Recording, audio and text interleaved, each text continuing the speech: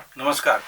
मी doctor Karmalkar, माजी कुलगुरू सावित्रीबाई फुले पुणे विद्यापीठ आणि सध्या नवीन शैक्षणिक धोरणाच्या अंमलबजावणीसाठी महाराष्ट्र शासनानं जी समिती नेमलेली आहे, पहिल्यांदा जी स्टीरिंग कमिटी सुकाणू समिती म्हणून होती आणि नंतर टास्क फोर्स म्हणजे दोन्हीचा अध्यक्ष या नात्यानं काम करतोय.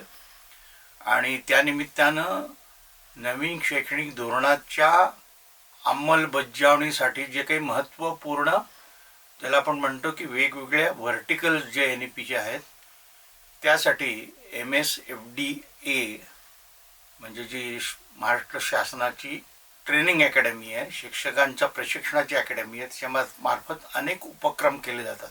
दिनांक 24 रोजी या खात्याचे मंत्री नामदार सन्माननीय चंद्रकांत दादा पाटील यांच्या उपस्थितीमध्ये एक जो कार्यक्रम आयोजित करण्यात आला होता, ज्याच्यामध्ये नवीन शैक्षणिक धोरणामध्ये विशेषतः 3ऱ्या वर्षासाठी इंटर्नशिप आणि ऑन जॉब ट्रेनिंग असं म्हटलं जातं, OJT म्हणून.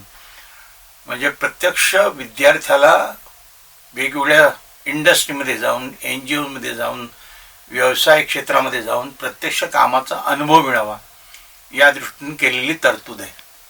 आणि आपल्याला सर्वांना माहिती आहे की शैक्षणिक धोरणाची अंमलबजावणी महाराष्ट्रामध्ये साधारणपणे 2023मध्ये पहिल्यांदा स्वायत्त महाविद्यालयामध्ये, जी जवळजवळ 200च्या आसपास आहेत, आणि पॅन महाराष्ट्र आपण 2024मध्ये इतर जी अफिलिएटेड कॉलेजेस वेगवेगळ्या विद्यापीठाअंतर्गत त्याच्यामध्ये याची क्रियान्वयन किंवा इम्प्लिमेंटेशन म्हणून सुरू केलं. स्वायत्त महाविद्यालयातली जी पहिली बॅच आहे ती आता 4थ्या वर्षामध्ये जाते, त्यामुळे त्यांच्या इंटर्नशिपचा पार्ट ऑलरेडी कव्हर झालेला आहे. पण येणाऱ्या काळामध्ये जी इतर ॲफिलिएटेड कॉलेजेसमधले विद्यार्थ्यांची संख्या जी मोठी आहे, जवळजवळ काही लाखांमध्ये ती जाणार आहे.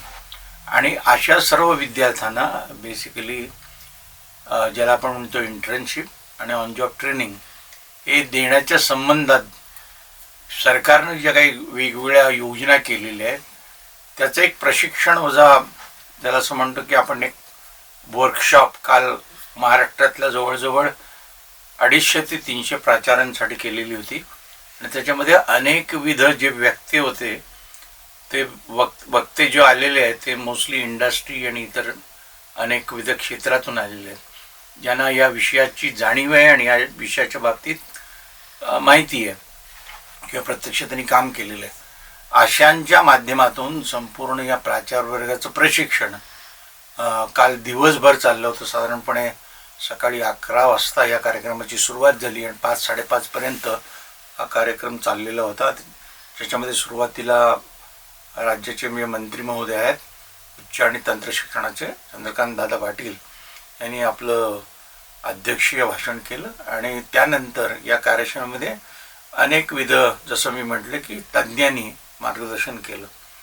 OJT किंवा इंटर्नशिप अत्यंत महत्त्वाचं असे व्हर्टिकल आहे आणि ज्याच्या माध्यमातून विद्यार्थ्यांना प्रत्यक्ष कार्यानुभव इंडस्ट्रीमध्ये असेल किंवा ज्याला आपण म्हणतो की वेगवेगळ्या ज्या ऑर्गनायझेशन्स आहेत, ज्याच्यामध्ये NGOज असतील, काही सहकार क्षेत्रामध्ये असेल, जिथे जाऊन प्रत्यक्ष तिथे काय कार्य चालतं आणि त्या कार्यामध्ये आपण कशा पद्धतीनं काम चालतं ही एक प्रकार झाला, आणि प्रत्यक्ष कार्याचा अनुभव घेणं तिथं जाऊन हा दुसरा प्रकार झाला.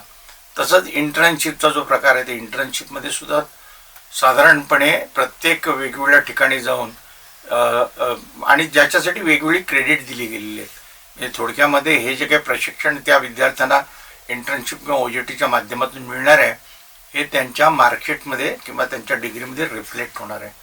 आणि ज्याचा फायदा त्यांना, ज्याला म्हणतो की जॉब रेडीनेस, नोकरीसाठी तयारीच्या दृष्टीनं मला असं वाटतं की अत्यंत महत्त्वाचं असं व्हर्टिकल आहे. आणि त्यासाठी कार्यशाळा आयोजित करण्यात आली होती प्रशिक्षणाची. असे अनेकविध उपक्रम NEP संबंधी बेसिकली MSFDA त्याच्या स्थापनेपासून गेली जवळजवळ नाही म्हटलं तरी 5-6 वर्ष या विषयामध्ये काम सुरू आहे. आणि अत्यंत प्रोॲक्टिव्हली अशा अनेक विविध उपक्रमांचं आयोजन NSFDच्या माध्यमातून केलं जातं. आणि काल मला स्वतः या समितीचा अध्यक्ष म्हणून आणि NEPच्या क्रियान्वयन समितीमध्ये जे काही वेगळं काम चाललेलं आहे आणि ज्याच्यात OJT आणि याच्या संबंधातले जे काही गाईडलाईन्स बनवायचे चाललेले आहेत त्यासंबंधी मला प्रत्यक्ष या 1 दिवसाच्या वर्कशॉपमध्ये बोलण्याची संधी मिळाली. आणि बोलण्याची संधी म्हणण्यापेक्षा इंटरॅक्शन होती ती. प्राचार्यांबरोबर जी चर्चा आणि त्यांचे असलेले प्रश्न, त्या प्रश्नांना ची उकल करणारी उत्तरं, अशा प्रकारचं साधारणपणे हा संपूर्ण संवाद होता. मला असं वाटतं की इन द लॉंग रन हा उपक्रम प्राचार्यांना मुळात ही संकल्पनाच त्यांच्या बाबतीत ती स्पष्ट करतोय आणि त्याचप्रमाणे त्याचं क्रियान्वयन करण्याच्या दृष्टीनं अत्यंत महत्त्वाचं असे वर्कशॉप होतं. त्याबद्दल मी MSFDचे मनापासून आभार मानतो. आणि असे उपक्रम केल्यामुळं या समितीच्या अध्यक्ष या नात्यानं मला पूर्ण जाणीव होती आहे की ह्याचं जे या शैक्षणिक धोरणाचं जे क्रियान्वयन आहे ते अत्यंत उत्कृष्ट पद्धतीनं संपूर्ण राज्यभर सुरू आहे. आणि त्या बाबतीत बोलायचं झालं तर इतर राज्यांची जेव्हा तुलना केली जाते तर महाराष्ट्र मला असं वाटतं की NEPच्या इम्प्लिमेंटेशनच्या संपूर्ण क्रमवारीत अत्यंत आघाडीचं राज्य आहे. धन्यवाद.